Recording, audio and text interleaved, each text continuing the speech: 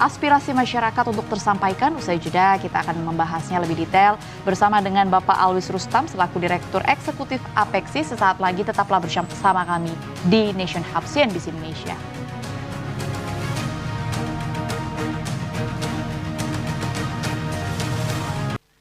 Usulan Presiden Prabowo Subianto mengenai pilkada yang kembali diputuskan oleh anggota DPRD dan bukan lagi dipilih langsung oleh rakyat menuai pro dan juga kontra. Perlu diketahui bahwa sebenarnya sistem ini bukanlah hal yang baru, di mana pada masa Orde Baru di bawah kepemimpinan Presiden Soeharto pilkada memang pernah dilaksanakan oleh DPRD. Namun pada tahun 2005 mandat untuk memilih kepala daerah dikembalikan kepada rakyat secara langsung. Lalu kira-kira apa dampak dari wacana ini kalau memang akhirnya diterapkan dan bagaimana pandangan publik terhadap rencana ini? Kita akan bahas bersama dengan Bapak Alwis Rustam selaku Direktur Eksekutif Asosiasi Pemerintah Kota Seluruh Indonesia atau APEXI. Pak Alwis, selamat sore menjelang malam hari, apa kabar? Sore Madinah, kabar baik. Baik, langsung saja. Pak Alwis, kita sudah melihat informasinya di mana wacana dari Presiden Prabowo bahwa pilkada baiknya dilakukan oleh anggota DPRD, konteksnya adalah untuk menghemat anggaran. Stance Anda atau dari asosiasi sendiri seperti apa? Oke, terima kasih. Kalau dari APEXI itu kan sebenarnya mungkin saya kasih background dulu dikit ya. APEXI itu kan dilahirkan asosiasi yang berdasarkan undang-undang untuk ikut menjaga implementasi otonomi daerah. Jadi pasca reformasi itu lahirlah dan kita dimungkinkan. Dan kehadiran APEXI sebetulnya peran utamanya itu untuk menjaga otonomi daerah dan layanan publik yang optimal serta 98 kota seluruh Indonesia itu, jadi anggota kita ada 98 se-Indonesia, 5-nya itu kota administratif di Jakarta, 93 itu otonom, diharapkan juga mampu simetris dengan presiden yang sudah dipilih langsung. Nah itu pasti ada dampaknya, nanti kita cerita ya. Tapi poinnya adalah standing positionnya, kayaknya tetap lebih baik ketika kepala daerah itu dipilih langsung oleh warga. Karena itu kedaulatan yang juga akan menjamin otonomi daerah. Level demokrasi tertinggi sebuah negara begitu ya Pak? Iya, tapi saya terus terang aja, saya lebih melihatnya itu kita perlu memperbaiki sistem tata kelola teknisnya. Kalau alasan demokratisasi apa itu terlalu mewah bahkan jangan-jangan. Ini simple kok. Ada sistemnya masih banyak bolong atau mungkin kurang efisien kata Pak Presiden. Ya mari kita perbaiki supaya efisien dan bolong-bolongnya bisa kita tambah. Oke.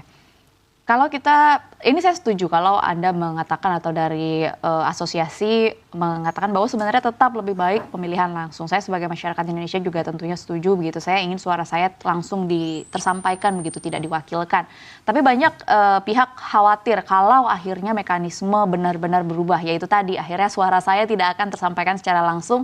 Artinya ya itu tadi bukan menjadi rahasia lagi bahwa di kelompok-kelompok legislatif juga banyak kepentingan begitu yang mendistorsi kepentingan masyarakat secara luas sendiri. Pendapat Anda berkaitan dengan pendapat-pendapat ini seperti apa? Kekhawatiran itu wajar kayaknya ya, seperti tadi Mbak Dina bilang. Kami juga melakukan komunikasi dengan Dewan Pengurus, para wali kota, Dewan Pengurus APEXI. Kemarin juga di kantor ada wali kota Ternate, ada kemudian kepala Bapeda. Kami melakukan beberapa konsolidasi karena memang belum ada Munas, Bu Dina. Jadi Mbak Dina, belum ada Rakernas juga yang resmi merespon ini. Tapi kami kan bisa menyerap. Kami punya WA Sekda, WA kepala Bapeda, WA wali kota, WA kepala dinas terkait. Nah, dari pemilihan kepala daerah oleh DPR itu memang kita sepakat banyak kelemahan memang yang pastinya untuk akan menutup kedaulatan rakyat gitu ya, warga untuk bisa langsung memilih pemimpinnya sendiri. Dan yang lebih penting sebenarnya bukan hanya kehilangan suaranya dititipkan ke segelintir elit ya, tapi juga pengawasan dan partisipasi serta literasi politik itu menjadi turun pasti. Betul. Gitu. Itu kekhawatiran dari warga perkotaan ataupun mungkin juga di kabupaten gitu ya, ketika bisa cuek loh. Kalau sekarang itu dia bisa memilih sekaligus menjewer wali kota yang dia pilih. Betul sekali. Kalau sekarang harus dititipkan, bahkan menjewernya kemudian harus menitip ke orang yang mungkin dia juga nggak kenal gitu kan. Sedikit Mbak, kalau menurut saya pasal keempat dari Pancasila kita itu ke pemusyawaratan perwakilan. Kalau perwakilan itu adalah dimaksud anggota DPRD ya kita perbaiki dulu sistem pileknya. Sehingga kita juga pede legislatif yang berkompeten, yang berkualitas, bukan hanya isi tas atau hanya popularitas gitu yang kita serahkan bulat-bulat untuk memilih pemimpin di daerahnya. Gitu. Oke, baik, ini menarik begitu ya kalau akhirnya mekanisme atau skema yang diterapkan itu tadi DPRD-nya harus yang benar-benar mewakili masyarakat dulu nih, bisa harus dipastikan terlebih dahulu. Kalau sepakat perwakilan adalah DPRD. Ya, betul sekali. Tapi kalau kita bicara berkaitan dengan perspektif yang diambil oleh Presiden begitu ya, itu berkaitan dengan anggaran. Betul. Kalau dari Apexi sendiri apakah ada mungkin perhitungan kasar begitu? Kalau akhirnya memang pilkada dilaksanakan oleh DPRD, semua kedaulatan ada di DPRD, apakah memang ini akan hemat? Dan hematnya sampai berapa? Apakah bisa berkurang sampai setengah? Artinya kan anggaran-anggaran ini kalau memang bisa dipotong, bisa digunakan untuk program-program lain yang mungkin lebih berdampak bagi masyarakat. Mungkin ada perspektif yang lebih agak maju kalau menurut saya sih. Menurut saya demokrasi itu harganya memang mahal. Okay. Justru kita hati-hati ketika kita mengorbankan kedaulatan dan partisipasi masyarakat serta kedewasaan dan kematangan yang sudah kita bangun ini. Kita akhirnya rugi dengan loss opportunity, kedaulatan rakyat yang akhirnya juga cuek dengan kualitas pemimpin. Ya. Yang lebih bahaya lagi, bahayanya DPRD kalau bisa mengimpeachment kapan saja, wali kota takut dengan yang memilih dia, bisa-bisa dia mendahulukan segelintir elit politik yang kemudian juga disetir oleh pucuk pimpinan partai di pusat misalnya terhadap DPC, DPW ataupun anggota dewan di daerah. Itu lebih bahaya kalau menurut saya. Investor akan malas kalau kemudian kota itu juga wali kotanya nggak jelas, kepemimpinannya juga konflik terjadi terus gitu kan. Itu kalau dihitung kerugiannya, nggak ada apa-apanya 40 triliun habis misalnya untuk pilkada gitu. Itu kan berapa bulan untuk makan gizi gratis itu ya. Maksudnya, sorry itu saya, tapi maksud saya no problem sebetulnya.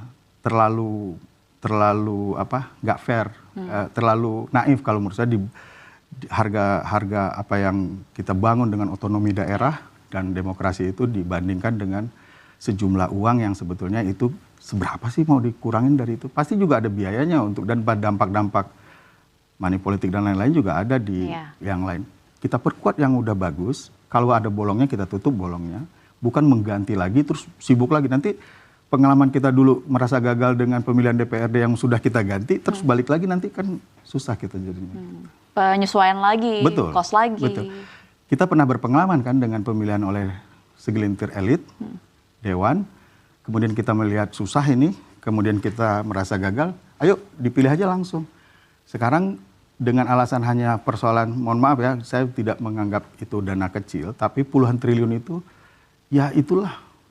Dan tidak fair kalau menurut saya, menurut saya tidak fair kalau itu dibandingkan sebagai ongkos yang bisa lebih merugi lagi dari loss opportunity warga dan investor yang kestabilan politik di lokal. Gitu. Ya, ini saya setuju. Puluhan triliun tidak kecil, tapi jangan sampai hanya karena biaya kita menjadi korban kemunduran demokrasi, begitu sistem demokrasi yang paling meriah atau pesta demokrasi. Mbak Dina lebih berani berarti. Saya menggunakan selalu bahasa positif. Kemunduran atau enggak itu memang selama aturan main tidak ditegakkan, selama aturan dan peraturan kemarin punishment atau pelanggaran itu tidak dijalankan, apapun sistemnya mau langsung oleh DPR, kalau aturannya dilanggar oleh peserta dan penyelenggara, ya percuma. Akan gonta-ganti aja, stres sendiri kita akhirnya. Jadi kita harus melihat masalahnya itu, harus menggaruk di tempat yang gatal. Jangan masalahnya di sini yang harus diperbaiki, kemudian dirombak-rombak gitu, yang sebetulnya itu juga akan membuat aturan-peraturannya lebih banyak lagi yang harus disiapkan. Gitu. Tapi kalau akhirnya memang benar dikembalikan ke DPRD begitu, dan dengan tujuan yaitu menekan biaya politik itu tadi, apakah sistem atau dampaknya terhadap otonomi daerah juga lebih baik begitu, Pak? Saya yakin iya. Mungkin ini subjektif ya. Tapi dari interaksi saya dengan forum Sekda Kota 93 nih, karena kan 5 tadi enggak ya.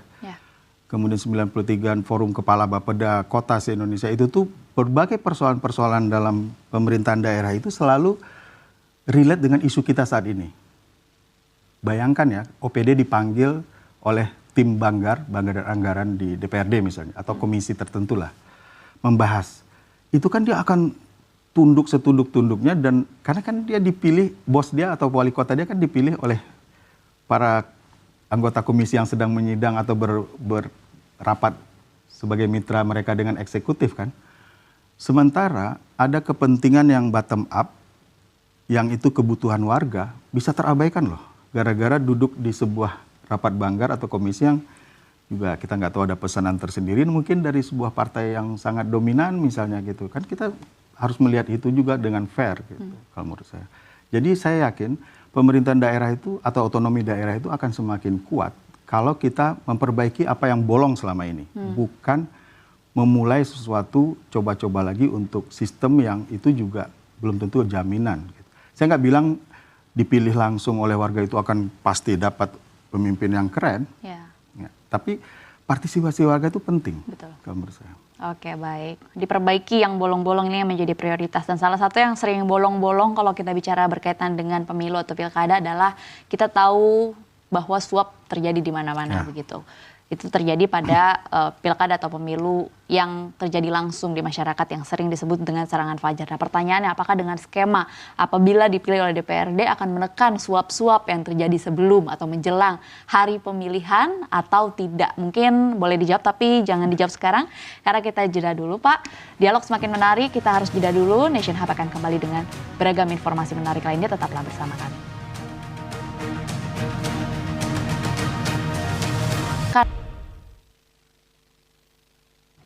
Pemirsa, Anda kembali menyaksikan Nation Hub CNBC Indonesia. Kita lanjutkan dialognya, Pak Alwis, kita lanjutkan. Tadi kita sudah bicara, kalau kita bicara berkaitan dengan pemilu, kita bicara berkaitan dengan pilkada, masyarakat sudah tidak awam lah dengan bahasa-bahasa yang namanya suap atau serangan fajar. Apakah kalau akhirnya skema pilkada diserahkan secara seluruhnya ke anggota DPRD, ini tidak akan terjadi lagi? Artinya transparansinya bisa dijamin? Saya pikir banyak studi sudah ya, dan di beberapa pemberitaan ataupun podcast ya katakanlah, atau pembicaraan publik seperti kita ini sudah tinggal comot kok contoh-contoh ataupun prediksi-prediksi serta fakta juga, data juga yang sebenarnya nggak menjamin juga sebetulnya. Gitu. Jadi ya saya juga nggak mau terlalu jauh ke situ karena itu bukan positioning baik personal maupun suara maupun misi Apeksi yang saya lihat dari kita gitu, visi kedepannya gitu. Oke, baik. Lalu kalau dari Apeksi sendiri memang sudah tegas begitu ya dari tadi segmen sebelumnya Anda menyampaikan bahwa sebenarnya lebih setuju kalau akhirnya pilkada dilakukan secara langsung. Apakah sudah ada komunikasi-komunikasi yang dilakukan terhadap pemerintah terkait?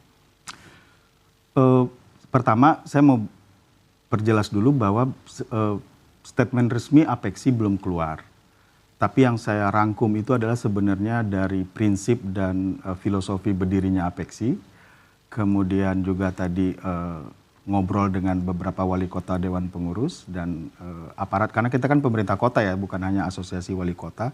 Itu dengan kepala Bapeda, kita juga ada forumnya, bagus itu, dan ke forum Sekda kota. Jadi ini adalah aspirasi yang sejauh ini saya lihat belum ada yang menolak untuk ide ini dikemukakan yang dianggap tadi bulat gitu ya. Jadi bulatnya masih belum resmi nih. Gitu. Yeah. Yang kedua mengenai yang tadi, kalau menurut saya kita tuh memang harus ke depan itu mau nggak mau menguatkan otonomi daerah melalui ini gitu. Bagaimana partisipasi masyarakat. Saya mau bilang begini juga sih sebelum mungkin yang lebih jauh tentang itu lebih.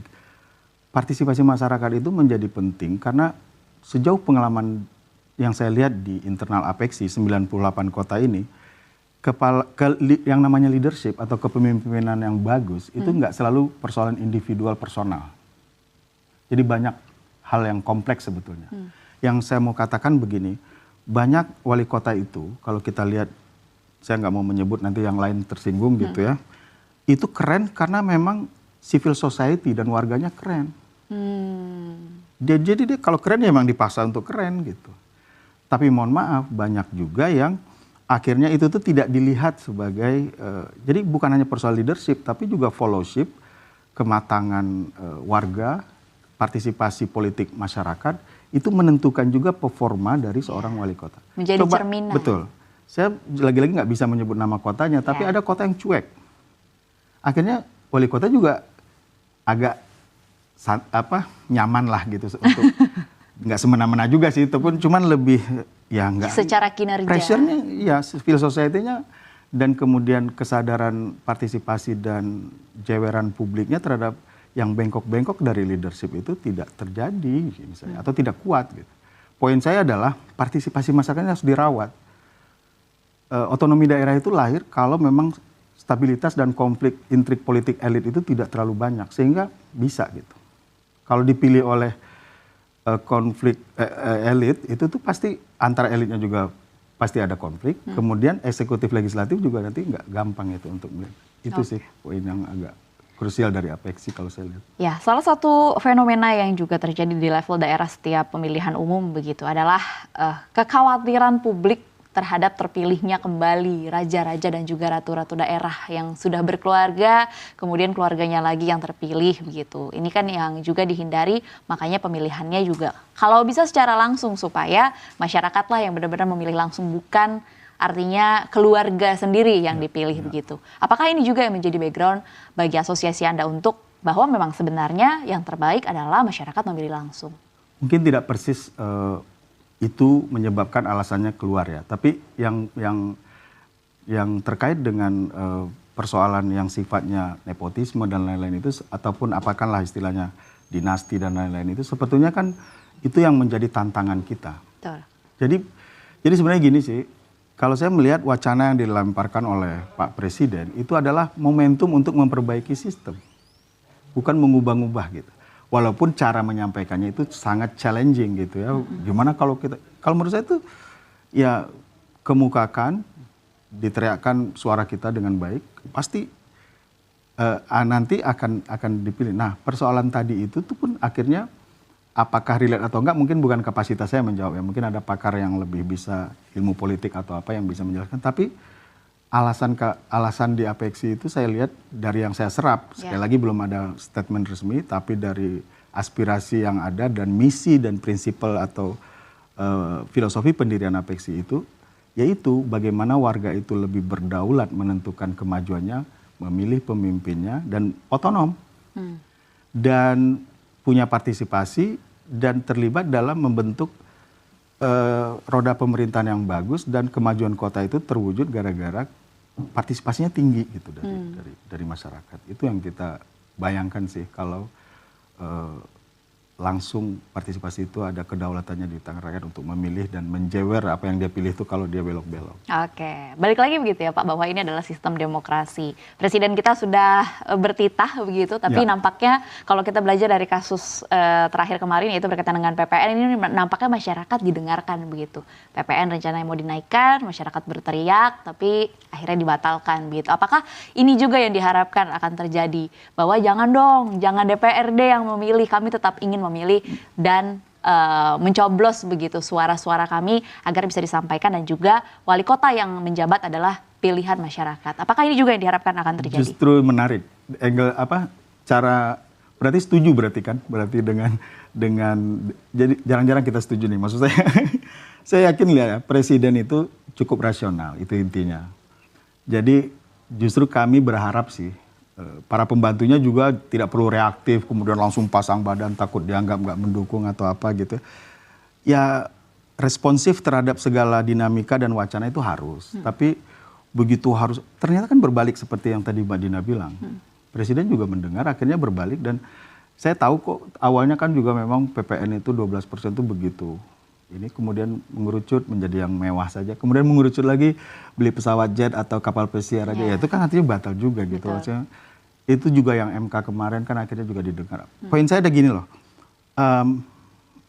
Segala sesuatunya itu tinggal kami di apeksi sangat menghargai upaya-upaya yang dilakukan oleh pemerintah pusat juga saat ini. Ini kan awal-awal udah digodok, nggak di ujung kayak sebelum-sebelumnya kan. Kemudian mau bertarung pemilih atau pilkada baru dibahas gitu. Ini sekarang udah keseriusan Pak Wamendagri kan jajarannya di Kementerian Dalam Negeri itu luar biasa. Itu maraton Mbak, roadshow mereka untuk berdiskusi, menghimpun berbagai masukan dari pakar, akademisi, membuka diri, para stakeholder, betul. Dan mudah-mudahan ketemu fakta dan realita, disampaikan juga jujur dan masukan buat para presiden ataupun pengambil kebijakan, sehingga kementerian dan lembaga yang terkait ini dengan ini itu juga lebih bisa membahagiakan keputusannya itu the best gitu. Jadi sekali lagi angle tadi menarik sebetulnya bahwa sebenarnya nggak sebuah wacana atau statement dilontarkan itu bukan titah atau instruksi yang kemudian harus segera dieksekusi. Harga mati gitu kan. Padahal itu sebetulnya momentum untuk ya kita kunyah-kunyah lagi, kita perbaiki lagi, kita telaah diagnosa lagi dan analisa lagi. Kemudian kita cari format yang perbaikan. Bukan serta-merta, saya khawatirnya gini, apapun kepentingan untuk pemilihan itu takutnya nanti hanya cara-cara mudah atau murah oleh penguasa untuk melakukan penetrasinya gitu. Padahal yang lebih penting sebetulnya adalah bagaimana hal ini bisa diukur loss opportunity, baik investor yang agak nyaman berinvestasi di kota yang kondusif, tidak gonjang-ganjing politik mulu, ganti-ganti mulu atau impeachment mulu. Stabil. Betul. Kemudian opportunity warga berpartisipasi lebih meningkat. Walaupun sekarang mungkin agak so-so gitu ya, nggak terlalu ini, tapi itu harus diupayakan. Itu sih Mbak Dina kalau di perspektif kita gitu. Dan dari fenomena PPN 12% ini terbukti bahwa memang masyarakat ingin bersuara secara langsung. Buktinya berubah begitu kan. Dari ya mungkin kalau konteksnya PPN lewat media sosial, lebih organik dan lain sebagainya. Mungkin ini akan menjadi pertanyaan saya yang terakhir. Pesan dari Apeksi sendiri mungkin kepada masyarakat berkaitan dengan yaitu tadi keterlibatan politik, apakah memang masyarakat harus aktif supaya memang kepala daerah yang menjabat di daerah masing-masing ya juga berkualitas, dan juga untuk pemerintah pusat terkait dengan wacana ini apa pesannya, dan juga bagaimana untuk menjaga sinergi antara pemangku kebijakan dan juga kepentingan masyarakat luas. Sebagian udah dijawab. Jadi masyarakat memang harus tetap tidak berhenti mencintai negeri ini dengan cara berpikir kritis dan mengutarakan pandangan-pandangan yang rasional dan tidak takut, tapi juga pemerintah memfasilitasi seluruh apa yang disuarakan, dan jadi bagaimana di warga itu ada upaya untuk meneriakkan seluruh aspirasinya, tapi mudah-mudahan pemerintah juga tidak tutup telinga tapi mengakomodasinya dan meramunya menjadi suatu hal yang kebijakan yang bagus gitu ya, dan mampu menjawab apa yang diharapkan. Mayoritas tentu tidak bisa bagi kawan-kawan politisi yang tadi pengen murah dan mudah ya mungkin nggak mau juga kan, tapi kita lihat yang mayoritas. Nah jadi himbauannya ya mari kita optimalkan dialog, forum-forum dialog dan upaya-upaya fasilitasi untuk mendapatkan masukan sebanyak-banyaknya dari para pemangku kepentingan, segala elemen, bukan hanya peserta dan penyelenggara, bukan hanya hitung-hitungan matematis, tapi juga loss opportunity yang mungkin bisa berlipat-lipat, juga yang tidak tangible mungkin, yang itu bisa merugikan, dan tadi kalau istilah kalau boleh saya pinjam juga ya bisa kemunduran kita jadinya. Mungkin itu Mbak Dina. Ya, demokrasi adalah sistem yang mahal begitu ya Pak. Semoga didengarkan oleh masyarakat, semoga didengarkan juga oleh pemerintah pusat supaya ditemukan begitu formulasi yang pas, jadi anggarannya juga bisa teratasi, tapi juga suara masyarakat tetap tersampaikan dan keaktifan secara politik masyarakat juga tidak makin apatis. Terima kasih sudah berbagi perspektif bersama kami Bapak Alwis Rustam selaku Direktur Eksekutif Asosiasi Pemerintah Kota Seluruh Indonesia atau Apeksi. Sehat dan sukses selalu untuk Anda Bapak. Mbak Dina juga, makasih. Terima kasih sekali lagi. Sehat juga buat teman-teman di Pemirsa Nation Hub akan kembali dengan beragam informasi menarik lainnya, jadi tetaplah bersama kami.